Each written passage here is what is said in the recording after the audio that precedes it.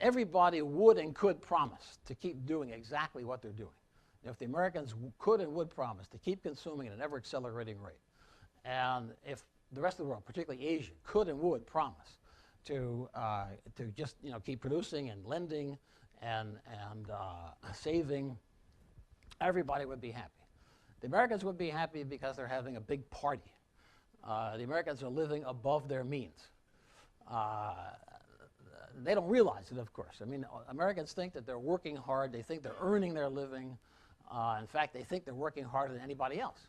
They look at the statistics, and it shows the average American works something like 1,900 hours a year. The average European works something like 1,400 hours a year.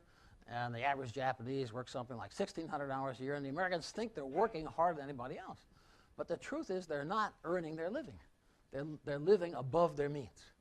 And so that feels good, and they're relatively happy.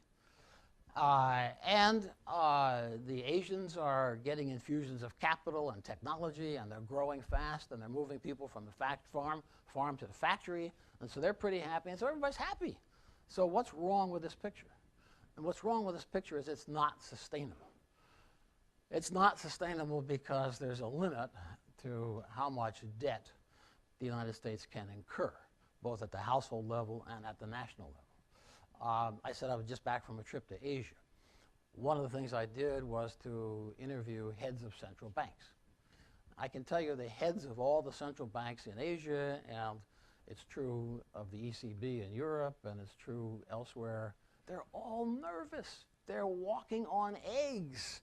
Now, why are they walking on eggs? The Central Bank of Japan has $1 trillion of dollar assets in its reserves.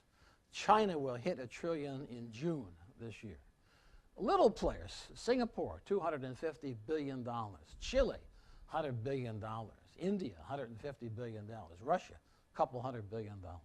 The central banks of the world are swimming in dollars. Now, how does that happen? Well, because the dollar, I said earlier, the dollar is the world's money. So what does that mean exactly? What it means is that, and I'm sure you all know this, but let me just repeat it to make the point.